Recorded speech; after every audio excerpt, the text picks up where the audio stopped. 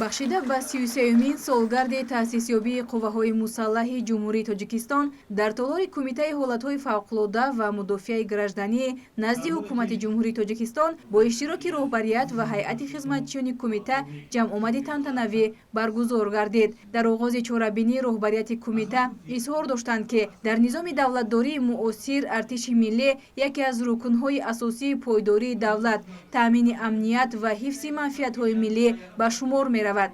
имрӯз қувваҳои мусаллаҳи ҷумҳурии Тоҷикистон ҳамчун ниҳоди пуриқтидор, боэътимод ва дорои мавқеи устувор дар ҷомеа муаррифӣ мегардад. аз рӯзҳои аввали таъсисёбии қувваҳои мусаллаҳи ҷумҳурии Тоҷикистон ман ҳамчун собиқадор дар баробари дигар навъҳои қушунҳои қувваҳои мусаллаҳи ҷумҳурии Тоҷикистон, яъне навъи қушуни мудофиаи гражданӣ дар Кумитаи ҳолатҳои фавқулодда то имрӯз амал менамояд. чӣ хеле ки шумо маълум аст, дастбардҳои асосии ин иншоотҳои навъе ки ба қисмҳои ҳарбӣ тааллуқ доранд, ман фикр мекунам, ки дар сатҳи баланд таъмин гаштанд. ҳозир сарбозои мо ба ҳама шароити хуб, чӣ аз ҷиҳати техника, чӣ аз аслиҳа ва таъзизот, ман фикр мекунам дар самти наҷодиҳа ҳам бошад.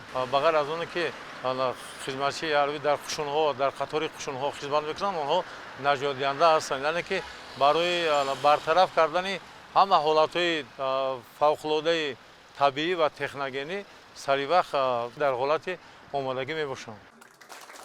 ҳамзамон ширкаткунандагон аз таърихи таъсисёбии қувваҳои мусаллаҳи ҷумҳурии Тоҷикистон ёдовар шуда зикр намуданд, ки сиёсати дурандешона, таваҷҷӯҳи доимӣ ба вазъи иҷтимоии хизматчиёни ҳарбӣ, беҳтар намудани шароити зисту хизмат ва баландбардоштани мақоми афсар дар ҷомеа аз ҷумлаи омилҳое мебошад, ки ба таҳкими рӯҳияи ватандӯстӣ ва садоқат ба савганди ҳарбӣ мусоидат менамоянд. ҳамоиши идона дар фазои тантанавию ватандӯстӣ баргузор гардида, дар хотима бо мақсади қадрдонӣ намудани хизматчиёни ҳарбии Кумитаи ҳолатҳои фавқулодда ва мудофиаи гражданӣ назди ҳукумати ҷумҳурии Тоҷикистон бо рутбаҳои ҳарбӣ ва медалу ифтихорномаҳо дар фазои тантанавӣ қадрдонӣ карда шуданд.